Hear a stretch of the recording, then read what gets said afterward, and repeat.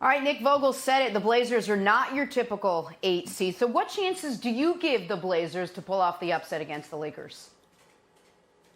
Almost none. The only path to victory over a 7-game series for Kevin Wilde's beloved Portland Trail Blazers would be if LeBron James suffers the second injury of his career and has to miss time. And by the way, that's not a slight on Anthony Davis, because we saw Anthony Davis in his only career series victory beat a very similar Portland Trail Blazers team. Nurkic was there, obviously CJ and Dame. And so and in that final game of that series, Anthony Davis, I think, if memory serves, had 47 and 10 to complete the sweep. But this Lakers team doesn't have another distributor, another primary ball handler. So if something were to happen to LeBron, as great as Anthony Davis is, they'd be sunk. But that's the only path forward for Portland. Portland has been the story of the bubble. Dame has seen his star rise to another level, a level that next year will probably subject him to more scrutiny than he is used to as the tier of superstar he was, elevating himself to that next tier of superstar that guys such as LeBron and Durant and Harden and Giannis have found themselves in for a few years. But as impressive as this Portland offense was during these 4 consecutive must-win games to put themselves in this position, Antoine, the defense was just as unimpressive. And in those 4 games, against a Sixers team with no Simmons and quickly no Embiid, against a Nets team that we know is wildly undermanned, against the Grizzlies with no Jaren Jackson Jr., and then the one game where you're playing a team at full strength was the game against the Mavs. They won those 4 games by a combined 11 points. They were brilliant offensively. They could not get stops. And against a LeBron James, Anthony Davis team, if you can't get stops, you can't win games. And so I think it's a gentleman's sweep for the Lakers. I think it's been a great story for Portland, but the road ends very, very shortly for the Portland Trail Blazers. Wow, Nick, that's strong. Sweep definitely would not be a sweep. That's team, 5. Gentleman's sweep. 5 games. Well, I think it's going to go 6 or 7. And the reason why is I think we didn't see – the Lakers didn't give us a great sample size of how good they can be. I think right now Frank Vogel's struggling to find the right rotation to play. We'll see a little bit of that in this series where they're trying to find the right 8, 9 guys to be in the consistent rotation without Avery Bradley and Rajon Rondo. You wonder when would you miss an Avery Bradley and Rajon Rondo? You're going to miss in this series defensively to be able to guard Dame and C.J. McCullough. So that poses one problem. And then the other problem, Portland, 2 stars can go off at any point for 40, 50-point performances, and that can possibly win you a game in the playoffs.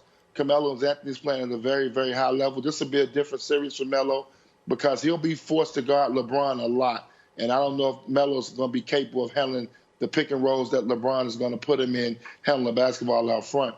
I do expect it to be a deep series. This is not a favorable matchup for the Lakers to play in the first round because of the offensive ability of Portland. But look for this series to go, 6 or 7, Nick. I don't see it being a gentleman's sweep. I think, the Portland is playing too good, playing very confident right now. They match up pretty well with size, with their bigs, with them. So this should be a really entertaining first-round series for the Lakers. Okay. So the Bucks will probably sweep. The Raptors will probably sweep. But the Lakers are not going to sweep. They're not going to gentlemen sweep, Nick, either. Let's just look at how the Lakers and Blazers are doing in the bubble. And I don't think the bubble can be underestimated here. This isn't the normal Blazers team. This isn't the normal Lakers team. Offensive rating, the Blazers were the best. Defensive rating, hey, 20th out of 22. I like 20th, and I'm glad our researcher Dusty didn't put 3rd worst. Field goal percentage, Blazers are good. Lakers not good. 3-point percentage, again, Lakers last, Blazers 3rd. Now, look, I understand LeBron has never lost in the first round of the playoffs, Nick. I get it. But if it was going to happen, this is the recipe for a LeBron upset. No home court advantage. A cold, depleted lineup. You're missing Avery Bradley. Rondo's going to come back in the bubble, but we don't know if he's going to play. We've got Danny Green shooting 25%, Caruso shooting 15%, JR is shooting 9% from 3. 9. a wolf in 8 seed's clothing. We know they're not a real 8 seed. An unguardable superstar that with Dame is averaging 37 points and clutch Melo. Nobody had more clutch shots than Melo. So if you want to shut down Dame, you want to shut down CJ, who's broken back, healed, you still got to deal with Melo. Nurkic had 20 points, 20 rebounds the other day. Like, I feel much better than you do about the Blazers team, Nick. And you're also the guy who didn't think they were making it in the playoffs. You're right. No, that's fair. And I was going to listen, you felt better about them throughout. You picked them before the bubble started, and I will give you credit for that. But I also must then volley something back to you, Kevin Wildes. If we're going to base our picks or predictions based on bubble performance, then you must believe the Lakers got very lucky that the Suns didn't get in, right? Because if it's bubble performance, the Suns are one of the greatest teams in NBA history. And so we have to look at the totality of what we saw over the course of the season. And again, Antoine, if folks believe the LeBron that we saw in the bubble, in the seeding games, is going to be the LeBron that comes out in the first round, then the Lakers will lose. That LeBron has never existed in the postseason outside of 3 games against Dallas in 2011. He's been a brilliant playoff performer. You mentioned undefeated in the first round, 52-8 in the first round, or 52-10, pardon me, in his career in the first round. So, Jenna, people have no ability to recall preceding games how dominant this Lakers team was, Jenna. No, but Antoine, talk to me about how important momentum is leading up to the playoffs. You're right. This wasn't the typical Lakers team in the bubble right now. But if you just look at who's got the momentum coming in, Dame's hot. That team, that Blazers team is relatively healthy. They're obviously coming off such a high. And you saw what the Lakers did. How much of a factor is momentum, and how much advantage do the Lakers, or do the Blazers have with that? Well, I think that's the one advantage they do have, is that they've been playing great basketball.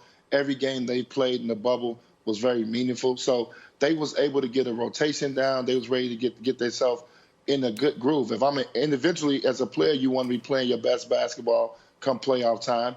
And their best players are playing their best basketball right now. When you look from top to bottom with CJ Damian and Carmelo Anthony.